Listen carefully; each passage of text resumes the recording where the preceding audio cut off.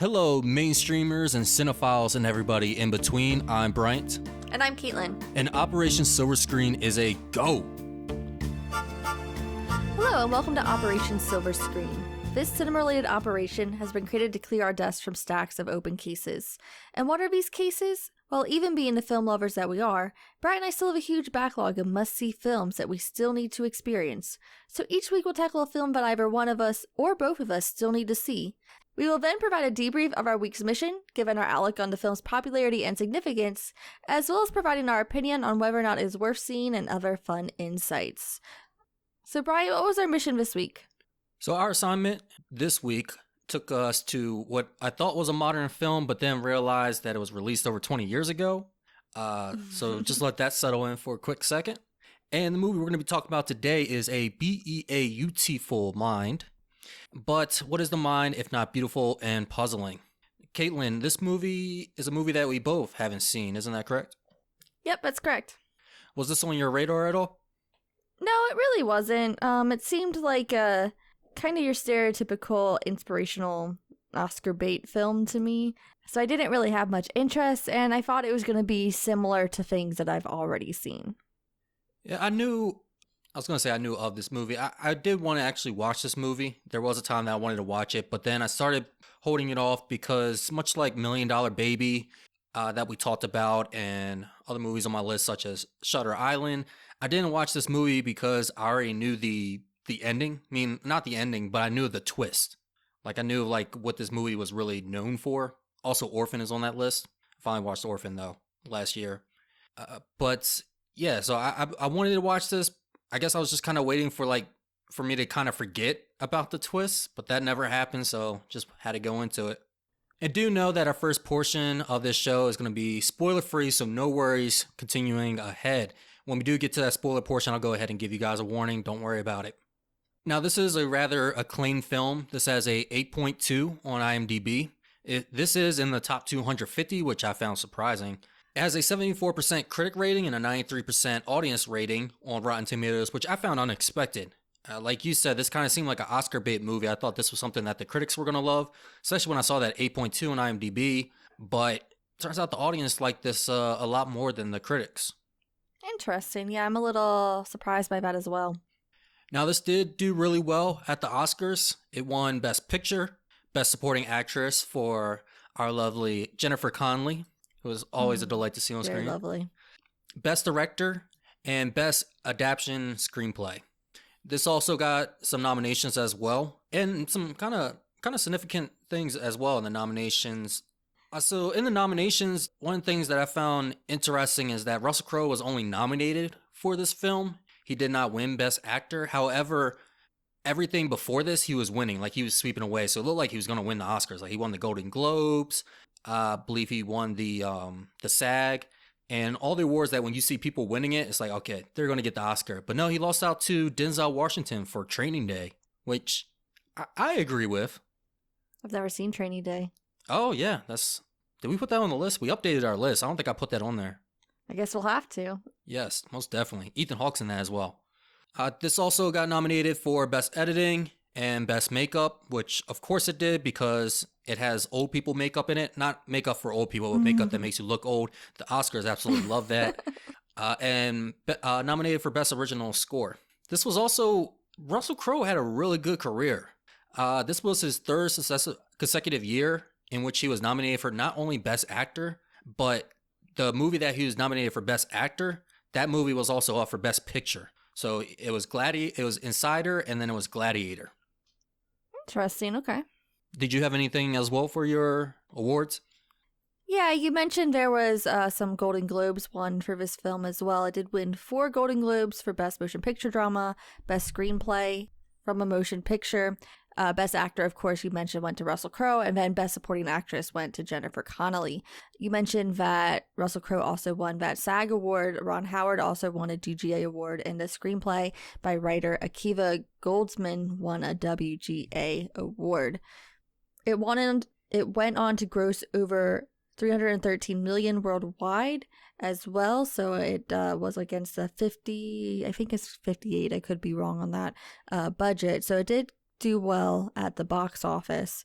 And I will say, I was looking at this film and its competition in the Oscars, and this is actually one where I have seen all of the nominations in the 2002 Academy Award run for Best Picture, personally. Oh, I wonder if I've seen them all as well. I don't think so. It was this one, Gosford Park, Moulin Rouge, In the Bedroom, and The Fellowship of the Ring, Lord of the Rings.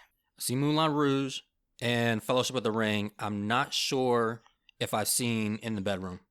Yeah. We might have to put In the Bedroom and Gosford Park on there for Shameless. I'll have to look a little bit more into those. Is In the Bedroom the one with, what's her face? Yes, what's her face? Yes, what's her face? The Johnny Depp and Tim Burton? Bellatrix and Harry Potter? No, it has Sissy Spacek.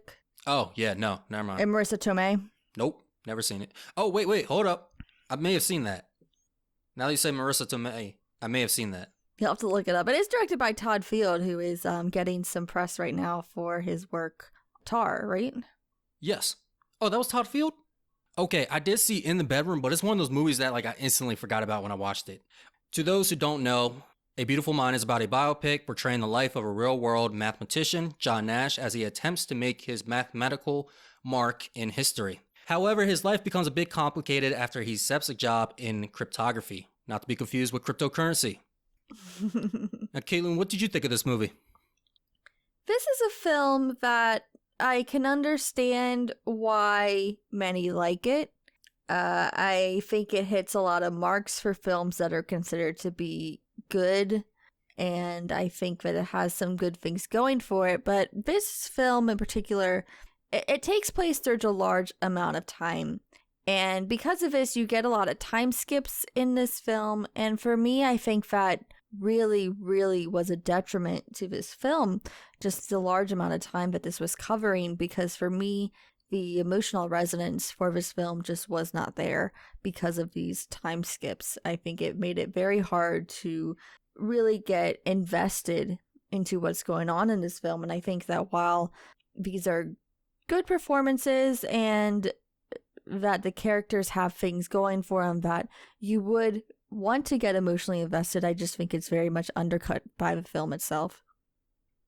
Yeah, my opinion is much aligned with yours. I think this was very by the numbers, and again, it was very by the numbers up till they got to the real selling point of this film, which is the reveal, and then from there they paint some more numbers, but it does become more of an interesting story.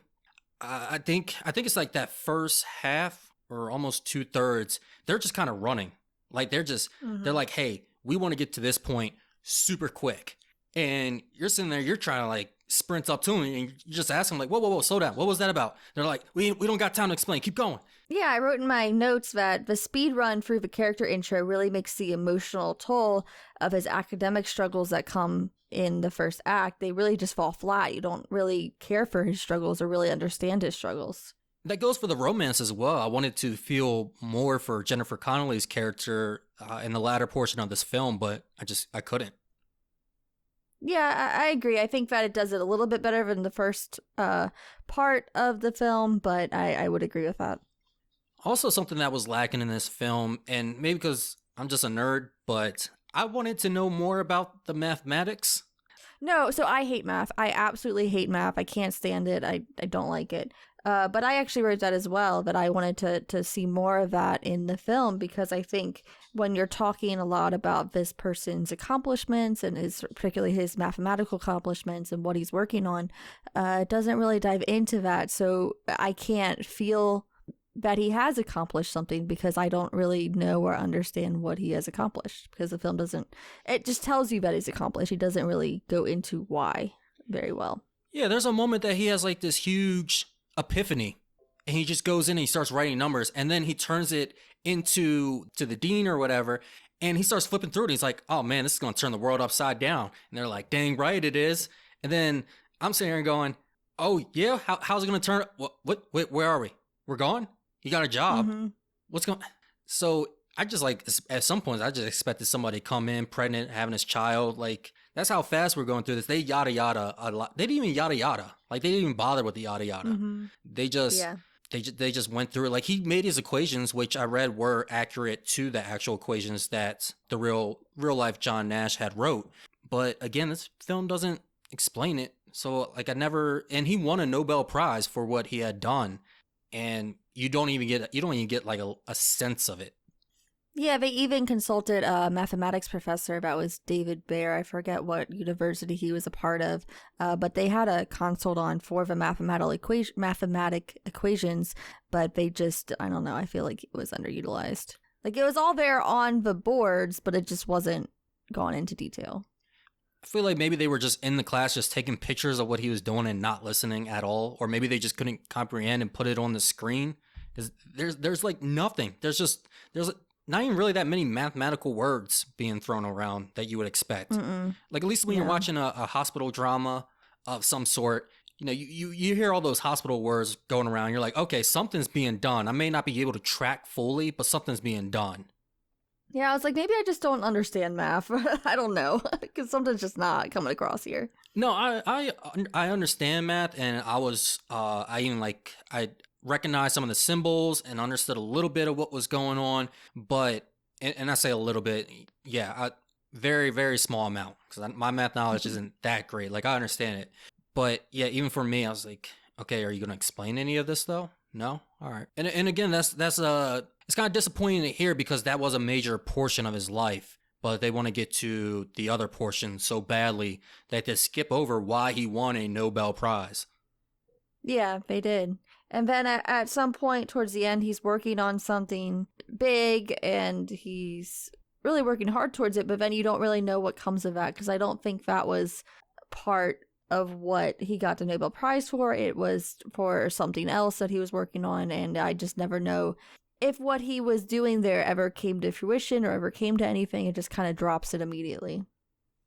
I think I was also interested as well, because he was giving some thought to governing physics, which I never had a word to associate with my thoughts with that, because I've given similar thought to that. So I was like, okay, cool. Like, I'm like, this is my first time seeing somebody else, you know, bringing up this sort of topic. Let me see where they go with it.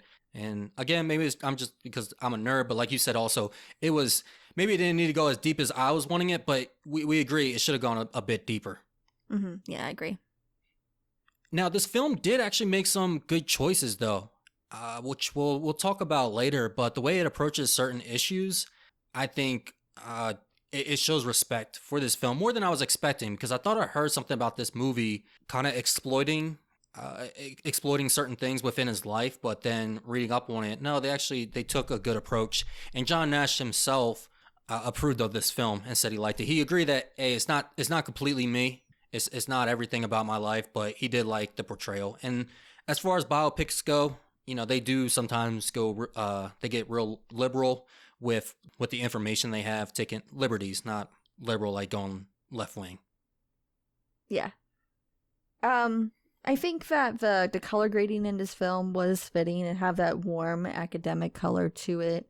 I was wondering what you thought about Ron Howard as a director. I've seen a couple of his films, not an extensive amount, but I think he's a solid director, but I don't think that he's not like a stylistic director. So coming from watching Slumdog Millionaire, where we had that super stylized directing style, onto this film, it was a little bit of a whiplash.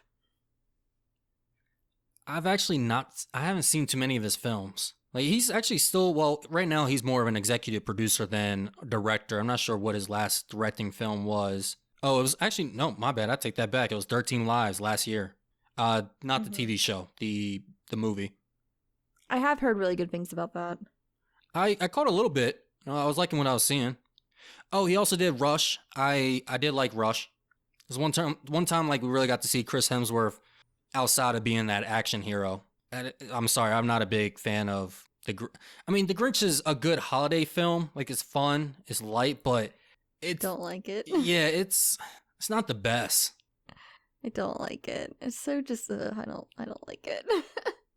For some reason, I always think that's some other director that did that film, but it is Ron Howard. Oh, he did Night Shift, which actually I saw for the first time last year. Yeah, that was I guess you can say obscure 80s film. But if you want to see something with Michael Keaton in his beginning days, that's a That's a movie right there. It also has Henry Winkler in it as well. Anything else you want to say before we go to the influence? I think that in general, the makeup was done well. Something that bothered me in the first part when he's at university is everyone, of course, was way too old to be looking like they're at university. But, that's, before we had the better de-aging technology that we have now. So I can give it a pass for that. I think that in general, because like I said, this goes through their entire lives. So you do get to see them age. And I think for Russell Crowe, that aging was done really well. Jennifer Connelly, not so much. I thought that her aged look was hilarious because when I saw her, all I could think of was how she reminded me of Kate McKinnon playing Hillary Clinton on SNL.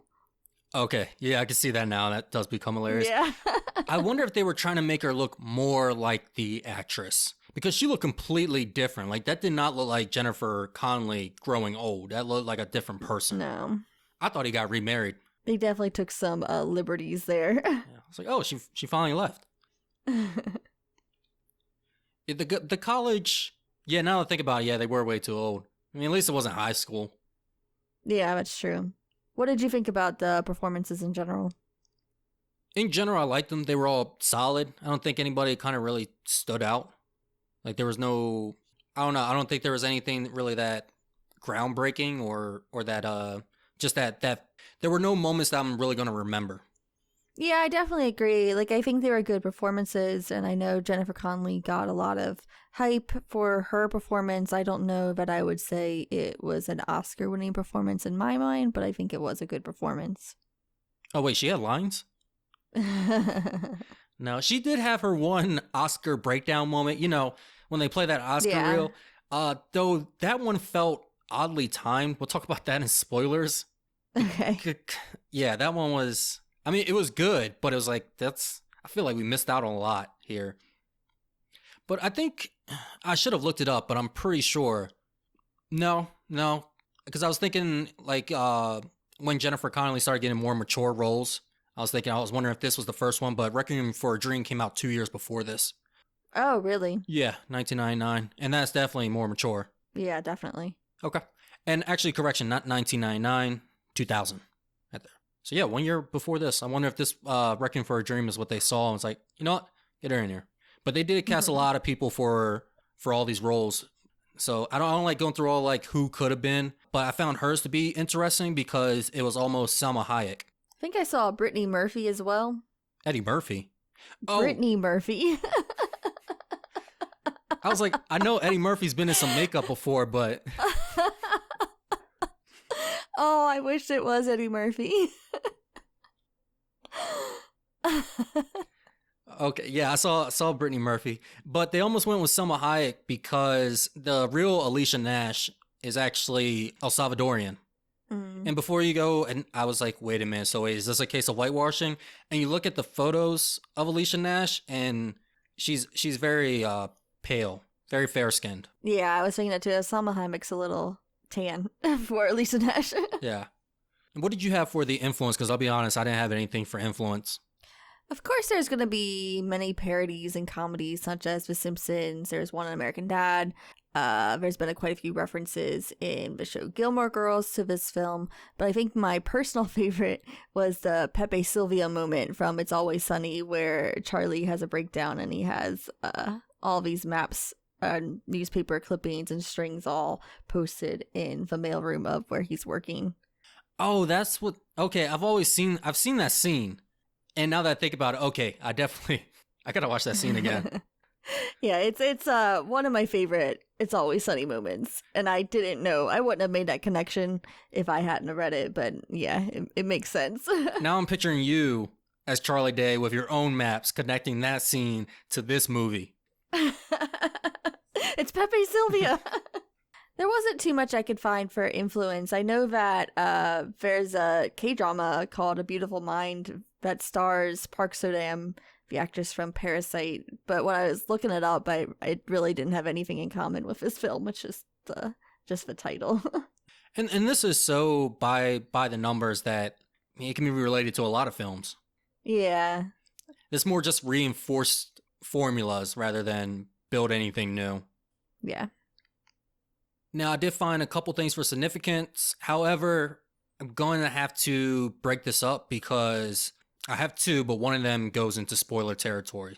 But for the one that I have that's non-spoilery, interestingly, one of the people that had an input into this movie was the mother of a screenwriter. Not sure which one, but they were in the medical field. And either they brought their mom to work one day or they brought their work to mom one day. But her input was that in a particular scene, now in real life, somebody has stopped taking their pills, but the mother said, hey, how about you put in there that he continued taking his pills? That way it's a healthy promotion to other individuals who are taking their pills. Okay, now that's interesting because that was actually something that I questioned when I was watching that scene because I wasn't sure at first what the decision was and then it clarified itself later. But that's cool. Good props to that mom. I like her.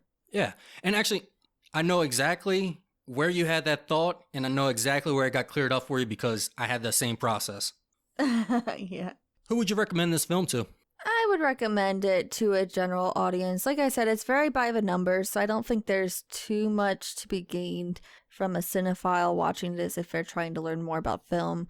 But I think a general audience will like this. I mean, I know people who like this movie, so I'll recommend it to them.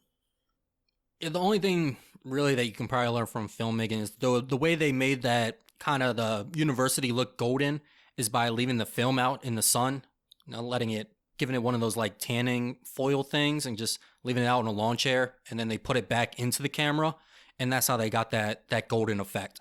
Now that's interesting. Or at least that's what they said. Someone probably just left it out there like, oh crap. Oops. I would also recommend this to a general audience. I think I could have gone my life without seeing this film, and it would have been fine. There's nothing really significant here. But yeah, it does go by the numbers. It can be inspirational. And it's an interesting story. It's an interesting story to actually go in and look into because, like I said, there's more to his life than that's actually portrayed in this film. Now we are going to get into that spoiler portion. So we're going to open up the classified folder. If you do not have clearance, then stop right here. Go watch the movie and then come back. If you don't care about spoilers or clearance or any of that stuff, hey, just keep moving, keep listening. Like I said, a big portion of this film is the reveal. And I have to say, if I was having visual hallucinations and Ed Harris was one of them, even if I knew 100% in my mind he was not a hallucination, I would do what he says. Valid. Yeah, true. He was giving a great performance. I think he probably actually gave the best performance. Yeah. That and the little girl. The little girl had me cracking up. But yeah, I think it's a little bit past the halfway point. We find out that he actually has schizophrenia. And he's been having visual hallucinations, and that 3 of the characters in the film are not there in their delusions that he had created. And this goes in to reinforce some extreme paranoia that he has, which he finds out that the job he accepted was from his own creation. Like, he thought that he was getting the breaking the code for the Russians, because this was during the McCarthy era. And he thought he was doing all this top secret work for the government, but hey, turns out that no, he was imagining all this inside of his head. So first off, before we actually talk about like how all that played out, how did you feel about the actual reveal? So I already knew ahead of time that he would be diagnosed with schizophrenia at some point in this film. I don't think I realized at what point that the hallucination started, because I remember I questioned things. So I started questioning things early on, like when he first started talking to William. They kind of walk into a classified area, and I'm like, oh, it's just a walk away, like, and we're just gonna walk right up to it. Like, this isn't how this should be handled. And so I was questioning stuff, but I didn't know right away that William Parcher was not real. So that reveal did surprise me a bit, but the fact that he had schizophrenia, I did know that was a thing that was going to be present in this film. I just didn't know what the line was. Right. I didn't know that certain characters were all in his head. So when Charlie showed up and he said, wait, you're my roommate, I thought I had a room to myself. That's when I thought, okay, I'm not too sure about Charlie.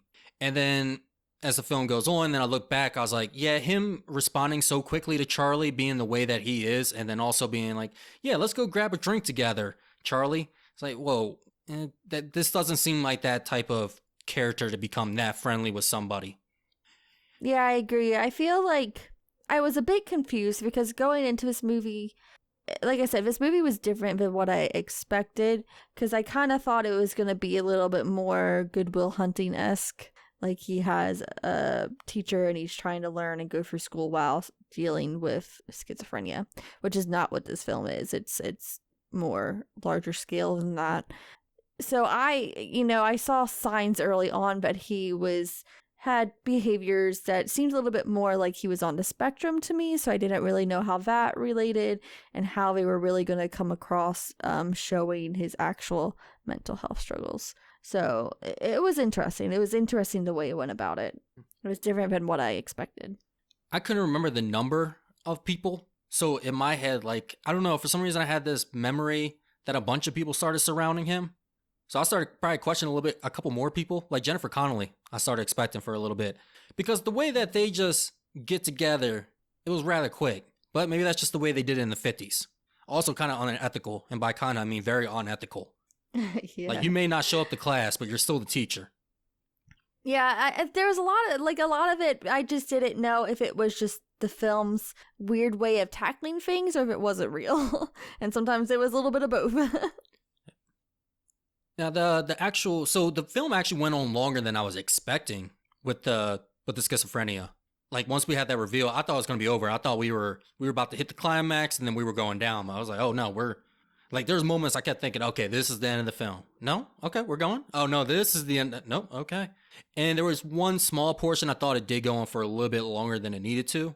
Like when the people at the campus were making fun of the way he walked as well. I was like, all right, we're just tacking on things for his struggle. We don't need this. Yeah, I agree. Especially because people aren't like that.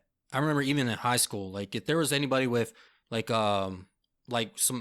any physical disabilities, special needs of that sort, on that level, everybody just let them do their own thing. Nobody made fun of them or anything. Yeah, I agree. I don't think I've ever seen that kind of bullying much in real life. Because there were plenty of other people to bully. Yeah.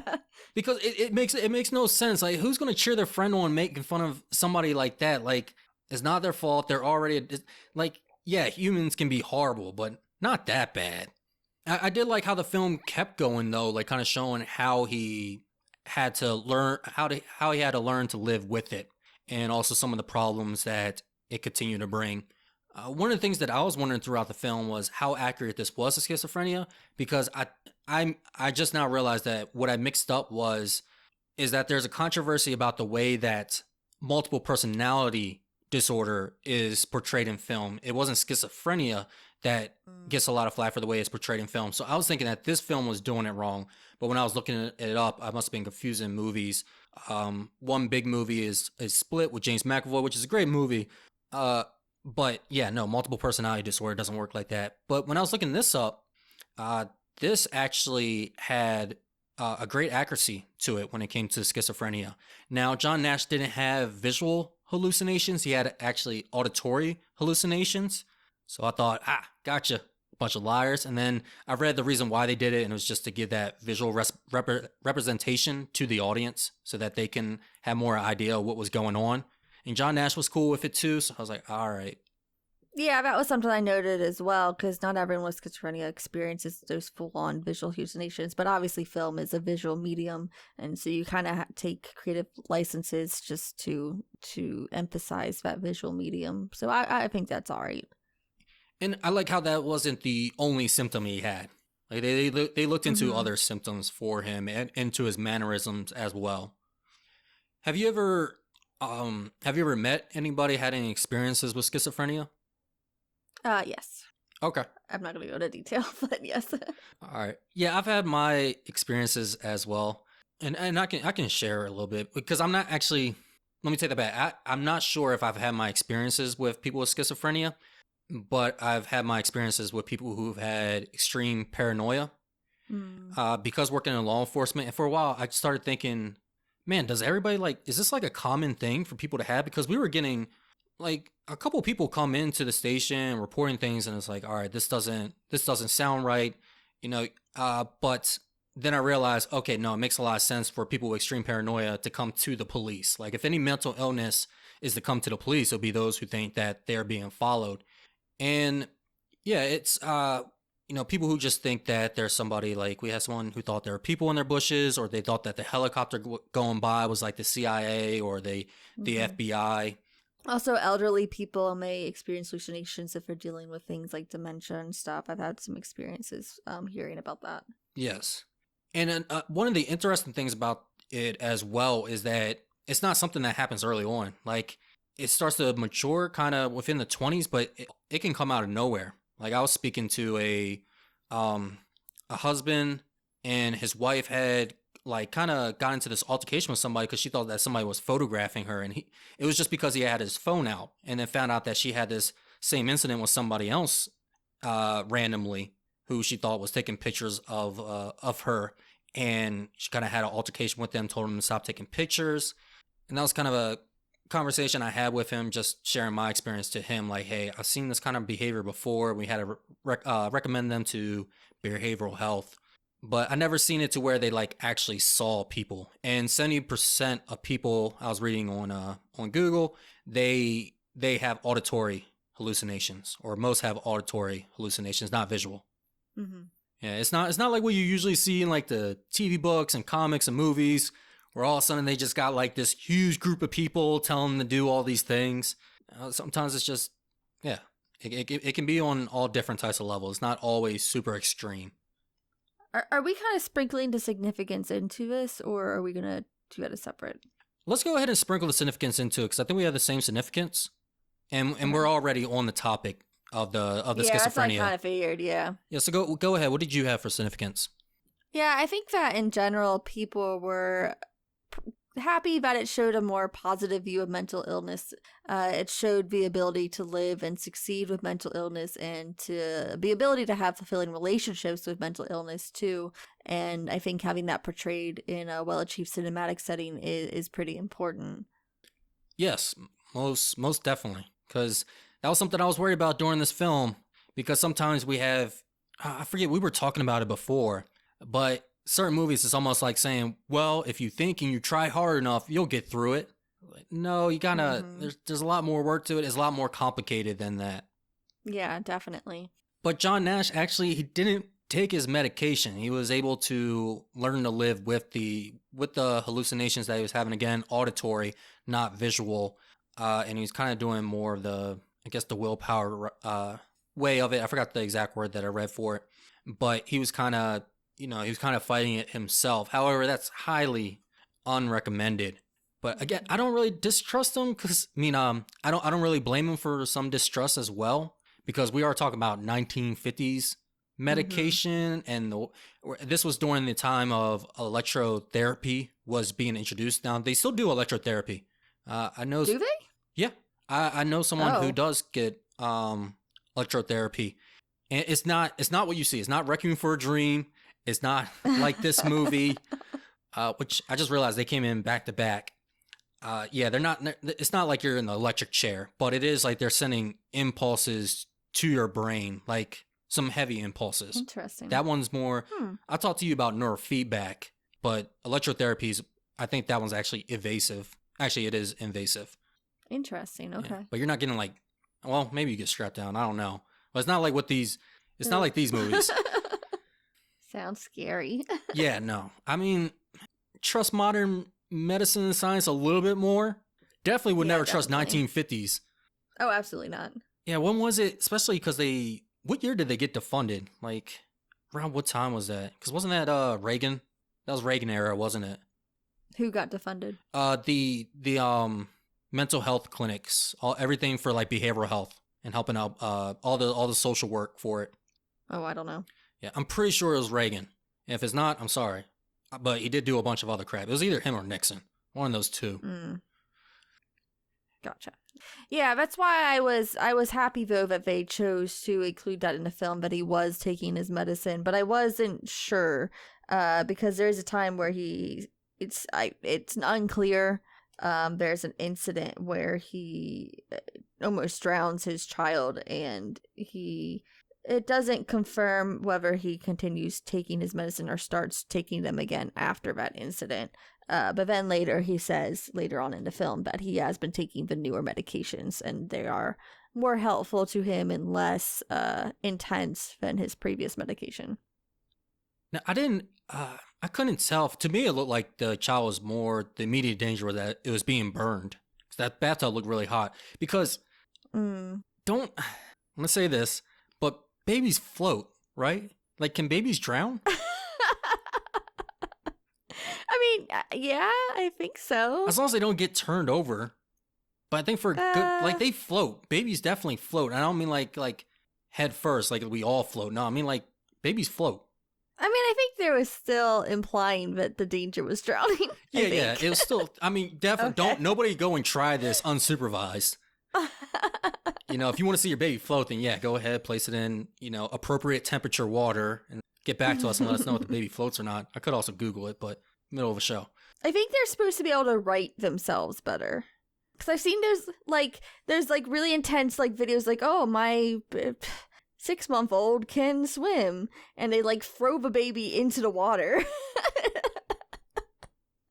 I hate these videos. They always stress me out. They throw the baby into the water, or sometimes they gently put him in there. Sometimes, and then the baby will be its back will be facing the bottom of the pool, and then opposite way, and then the baby rights itself, turns around, the ability to turn around underwater.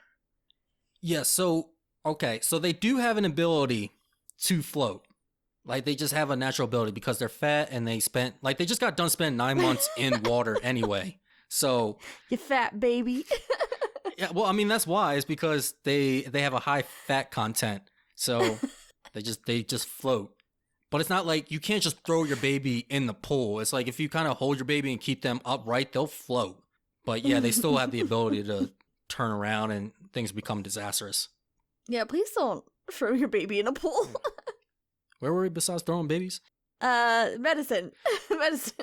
Yeah, and I mean, we could see some of the worries with him taking the medicine, because one of the problems is that, as he explains, he can't respond, quote unquote, to his wife intimately.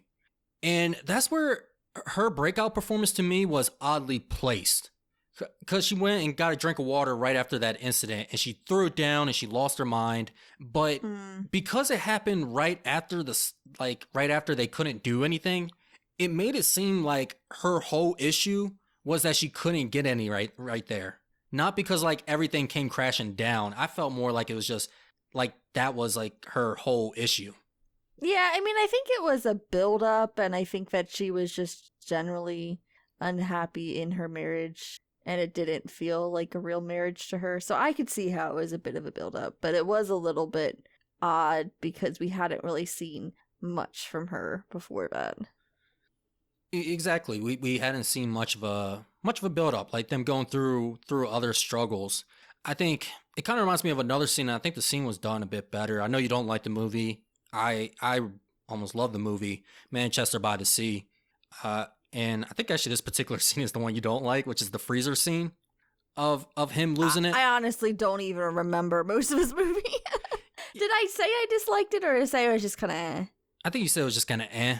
But Okay. I think it was more like you were really against me liking it because you said eh. And I was like, man, this is one of the best movies of the year. And then, Yeah, that's it. but he's putting something in the freezer. And it just won't close, and he just keeps pressing it, and then he just starts losing it, just starts slamming the door. And I felt like that was a better portrayal of somebody just that finally having the straw that breaks the camel's back.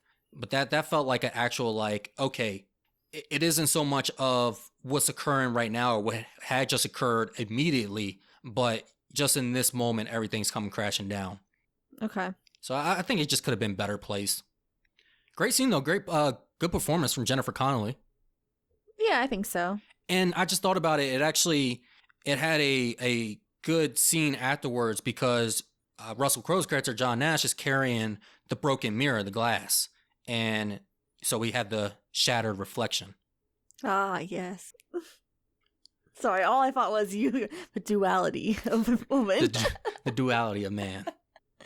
I'm telling you, Michael Shannon had mommy issues and had mommy issues, and what's the other one? Approval or abandonment issues in Shape of Water. It's all there. It's laid out. So going a little bit back to the significance, I also read that the executives at Universal were proud of the film's accuracy as far as schizophrenia goes, but they actually gave a copy of the film to Pfizer, and that Pfizer held a private screening for a bunch of mental health organizations and professionals, which I didn't even know Pfizer was a thing back then.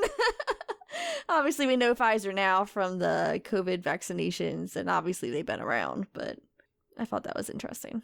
Also, there is one thing that they did skip over with his life, and that is his homosexuality, which I thought they were going to go into because he gives a look to Martin in the beginning of the film. And I guess with like the golden lights and everything, I thought that was like their eye-to-eye meet cute moment. So I don't know if that was the movie kind of hinting at it. But they decided not to go into the homosexuality because they did not want the movie to be portrayed as relating homosexuality to schizophrenia. Especially since we're talking 2001, homosexuality still had a very negative perspective towards it. So this is something that could have been used to reinforce that negativity. So I thought that was a good decision. At first I was like, hold up, gotcha. Oh wait, never mind. No, that's a good reason. Yeah, especially like during, earlier times when that was also very much linked to mental illness. I think making a point not to make that link at that time was a good decision.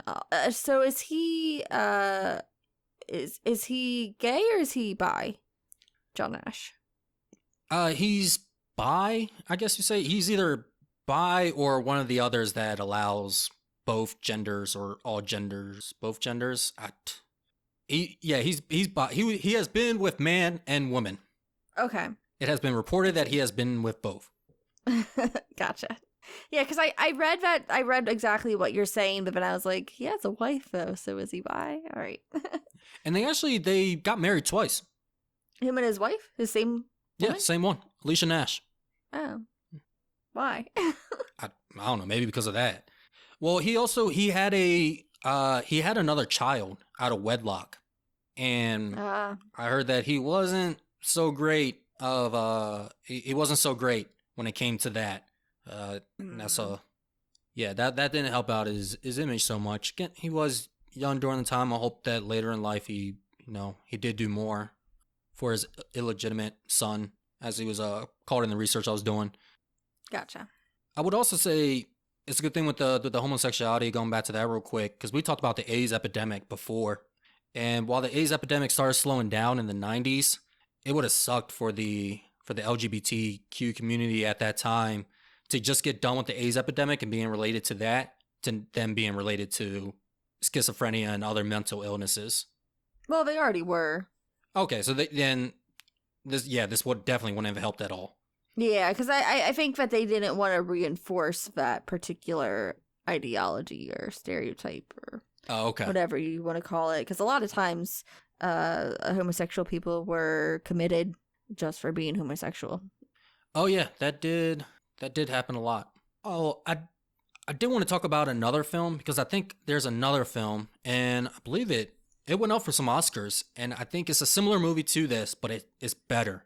And that's Imitation Game, which we talked about before, because Keira Knightley and Benedict Cumberbatch are in that. So if you already seen this film, which you probably have if you're listening to spoilers and you want something similar or even better, then I would recommend Imitation Game. That's one I have to watch. Yeah, I'm not sure if it's a must watch. I want to say that one's also modern, but I don't know at this point. That may have came out 30 years ago. No, I think it was like 2014.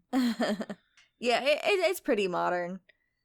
Can I discuss one detail that kind of had me laughing? What's that? So, in his delusions, he gets a access code that's inserted under his skin, and it shows up under a blacklight. And that's how he gets the access code to where to drop off his research and work. And I just put in my notes, I like his Chuck E. Cheese access stamp. Yeah, that was Yeah, that's also when you should have probably started questioning things. I was questioning like how he was entering the buttons at the drop site, especially it was the same drop site. So like this doesn't even make any sense. Why would the drop point be the same drop point? Yeah, like nothing was making sense as far as like how things were being handled with this classified program. I was like, what the heck? So I really should have given away that these were hallucinations. He also said But- that he thought the warehouses were abandoned. Mm-hmm. And yeah, that didn't make sense why they would be abandoned. And but yet they were running a super top secret organization that was using a crap ton of electricity. And they definitely had to import a lot of that technology without being seen by this continuing campus that they have going on. I thought you were going to bring up how he was digging in his skin to retrieve it. And the doctors just came in calmly. I was like, what are you doing? They did come in very calmly with that. Like, there was no, like, urgency to restrain him from hurting himself. Like, yeah, no. Well, one thing you want to be kind of careful about that is because there's a lot of blood and you don't have the correct protection on. Like, you don't want to get into a fight. Like, you don't have to get that hands on. And then also, I think it's the whole emergency services when you've been in for so long that you just approach everything calmly. And if you can tell, like, okay, he's not bleeding out per se. I mean, I'm not really sure what he's doing. I've been in a situation, not to this level, but I've been in somewhere like, what are you doing? Is there anything you want to talk about during the spoiler section? Because at least for me, I think that's it. That's actually half the movie right there. Yeah, that was really it for me. How did you think? Because, I mean, this is a movie for inspiration. How did you feel the inspiration went? Or did you feel inspiration? I don't know, did you go out and try to solve the Riemann equation or hypothesis? Because if you solve it, you actually get $1 million. Oh, geez. Maybe I need to start doing that. But I found that they've actually pulled things from that equation. Like, they haven't been able to solve that equation, but they solved other things looking into that equation. And again, I was kind of getting interested. No, I didn't find this to be particularly inspirational for me personally. Like I said, I feel that just all the emotional and inspirational moments in this film were just undercut by the pacing in the script. Same here. Like I said, because we don't see his achievements other than him being able to come to terms with his own mental illness. So maybe it's more inspiring to those dealing with something on a similar scale. But perhaps for what I saw, no. But I think too, it might be more inspirational. I mean, not that it can't be seen as inspirational nowadays, but this being, the first film in a time when mental illness was really stigmatized, I think that it may not be as inspirational today, where I think that we have a lot more resources and understanding. Obviously, there still is definitely a stigma against schizophrenia. It's still there, and I don't know that we've seen too many films that really treat it correctly, but I do think that we're taking small strides to destigmatize it. Does this film hold up for you? I don't think there's anything that doesn't really hold up story-wise, except for, of course, the weird, unethical relationship, but it doesn't really go too much into that. But I feel like it just, I don't know, it feels like a film of its time, in that I feel like that was the time that a film like this would blow up, with its simplicity and, by the numbers, as you said, storytelling. So, yeah, so yes and no. To make it simple. I think with the accurate portrayal of schizophrenia, this actually holds up. But again, it's by the numbers. But I think those numbers we still kind of see today, and those still hold up. So I think this film holds up. It's just not that great. And I think even back then, it wouldn't have been that great when we watched it. Yeah, that's true. But I don't see that, like, if this came out today with the other films that we've been getting, I don't think that it would have won Best Picture. Oh, no. It's like I would have felt the same way either way, but there's way more competition. Yeah. I mean, but I don't even know that, I don't know, maybe I have to rewatch some of those films that came out that year, but I think that there were better films that year and better films that were nominated for Best Picture. And again, $1 Million Baby came out 3 years later, and that's another movie where I think it goes by the numbers, but then there's a twist. Like, they squirt a little bit of lemon in it, and all the what do they call it? All the award presenters, or not the presenters, the voters are like, what's that in the water? Is that a little lemon, a little citrus I taste? Yeah, I mean, I like to think that they're taking a little bit more risk with their picks, but then again, I've heard Green Book wasn't the best either. It was pretty basic for what it was, and that still won a couple years ago. Sometimes we get lemonade, sometimes we don't. Yeah. I mean, the last 2 years have been. Wait, what won last year? I don't even remember. I don't. I remember not really caring for many of the Oscar picks last year, as opposed to the films that I really liked. Same. I'm pretty sure none of our films made the. I mean, Belfast was pretty up there. I think Belfast was nominated. Yeah, it was nominated. Oh, Coda. Oh, yeah, that's why I forgot. That one's by the numbers. So, yeah, maybe this would have done. Maybe this would have done all right. I like Coda, but yeah. I don't disagree with you. What would you give this film overall? I'm gonna give it a. I hate saying this because I do like that it gave a positive portrayal of schizophrenia, and I think that it deserves to be applauded for that. But I'm gonna go with a D+. I think that just any emotional resonance was just completely undercut by how this story was told, and I think I don't like that.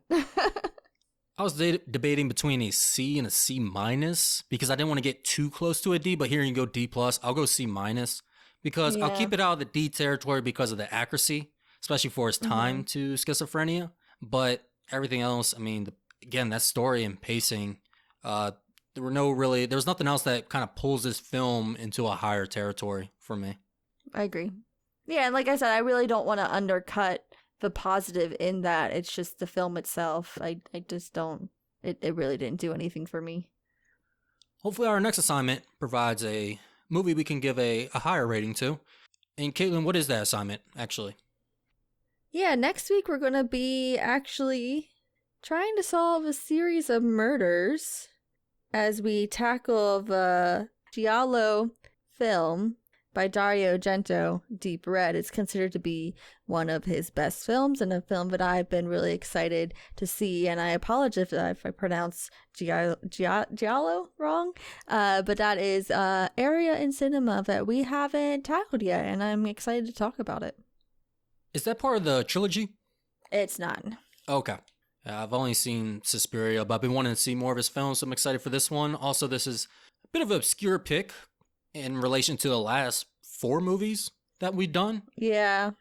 Or actually, we have been doing some really well-known movies. So very well-known, and some, again, not modern, but a little bit closer up there. We've done a couple films. The last 3 films were 21st century. Yeah, and Deep Red came out in 1975, so we are going back a bit.